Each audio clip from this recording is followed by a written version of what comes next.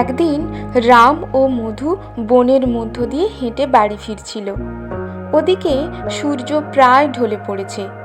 রাম বলল, মধু, তাড়াতাড়ি পা চালাও, সন্ধ্যের আগে বনটা পেরিয়ে যেতে হবে। মধু বলল, হ্যাঁ, যা বলেছ ভাই, শুনেছি এই বনে মানুষ খেকো পশু আছে। রাম বলল, একটু আগে বললে কানাইয়ের বাড়ি থেকে আমি মোটেও বেরাতাম না।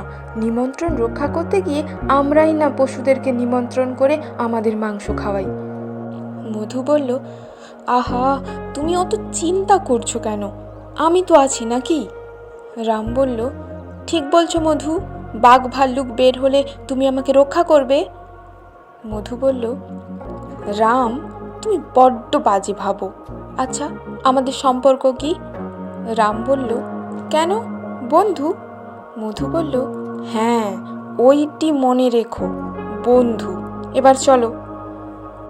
ওরা এগিয়ে যাচ্ছে গভীর বনটার মাঝে। হঠাৎ ওরা থমকে দাঁড়ালো। একটু দূরে কালো মতো কিছু একটা এগিয়ে আসছে ওদের দিকে। রাম ভয়ে ভয়ে বলল, মধু, দেখো তো, দূরে ওটা কি? মধু বলল, ভালুক মনে হচ্ছে। রাম বলল, বলো কি?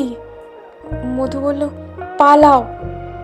মধু কথাটা বলে ছুটে গিয়ে পাশের একটা গাছের ওপর উঠে গেল। রাম হতভম্ব হয়ে মধুর কাণ্ড কারখানা কথাবার্তা শুনছিল। সেও গাছটার কাছে গিয়ে ওঠার চেষ্টা করলো। মধু গাছের ওপর থেকে বলল, আমি যেভাবে উঠেছি সেভাবে ওঠো, ঠিক পারবে। রাম গাছে উঠতে পারল না, কারণ সে গাছে উঠতে জানতো না। রাম ভয় পেয়ে গেল, কি করবে ভেবে পেল না। হঠাৎ তার মাথায় বুদ্ধি এলো, ভালুক মরা মানুষ খায় না। তখন সে নিজের শ্বাস প্রশ্বাস বন্ধ করে মৃত মানুষের মতো মাটিতে শুয়ে পড়ল। গাছের ওপর থেকে মধু সব দেখতে লাগলো। ভালুক এসে রামকে ভালো করে শুঁকতে লাগলো। কানের কাছে একটু যেন বেশি সময় ধরে শুঁকলো। তারপর ভালুক ধীরে ধীরে চলে গেল। ভালুক নিরাপদ দূরত্বে চলে গেলে মধু গাছ থেকে নেমে এলো।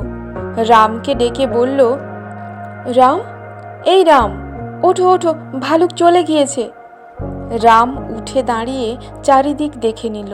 সত্যি ভালুকটা চলে গেছে। মধু কৌতূহলের সঙ্গে জিজ্ঞাসা করল, রাম, ভালুক তোমাকে ছেড়ে দিল কেন বলো তো? রাম রেগে বলল, জানি না।